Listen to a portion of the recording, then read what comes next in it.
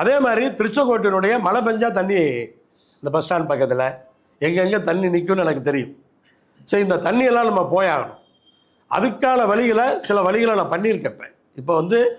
இப்போ மழை பெஞ்சதுன்னு சொன்னால் ஒரு மணி நேரத்தில் வடிகிற அளவுக்கு இப்போ சிஸ்டம் இருக்குது.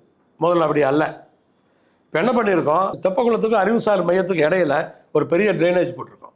சட்டையம்புதூருக்கு இந்த ஆப்போசிட்டில் ஒரு பெரிய ட்ரைனேஜ் போட்டு அந்த பக்கம் ரோடை கிராஸ் பண்ணுறதுக்கும் ஹைவேஸில் ஒரு பெரிய கல்வெட் போட்டோம்.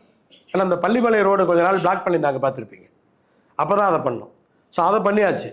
அதை பண்ணி அந்த சாணார்பாளையம் சைடு போகிற அந்த ட்ரைனேஜில் கனெக்ட் பண்ணுறதுக்காக அந்த கிராஸ்லேயும் ஒரு பெரிய கல்வெட் போட்டு, ஏன்னா அதெல்லாம் பைப் போட்டுருந்தாங்க அந்த காலத்தில். தண்ணி என்ன பண்ணணும்னா இங்கேருந்து அங்கே தான் ஓடணும், அங்கே தான் ஸ்லோப்பு.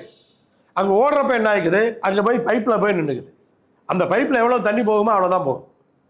அப்போ உங்களுக்கு 1 நாள் 2 நாள் ஆச்சு அது வடிகிறதுக்கு. இப்போ அந்த ட்ரைனேஜ் போய் பார்த்தீங்கன்னா தெரியும், பெருசாக போட்டிருக்கோம். தண்ணிங்க ஓடிச்சுன்னா அங்கே நிற்காது.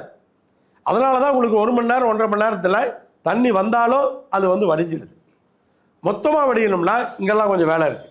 அடுத்து இந்த பக்கம் இங்கே பஸ் ஸ்டாண்ட் பக்கத்தில் ஒரு கல்வெட்டு போட வேண்டியிருக்கு. தண்ணி இப்படி எல்லாம் வருது. இங்கே ஒரு பெரிய கல்வெட்டு இதில் ஹைவேஸில் போட வேண்டியிருக்கு. அதை ப்ரப்போஸ் பண்ணிகிட்ருக்கோம். இதையெல்லாம் பண்ணிட்டோம்னு சொன்னால் உள்ளே இருக்கிற தண்ணி கண்டிப்பாக வடிஞ்சிடும். ரூபாய் 2000 கோடியில் வளர்ச்சி திட்ட பணிகளால் தலை நிமிர்ந்த திருச்செங்கோடு.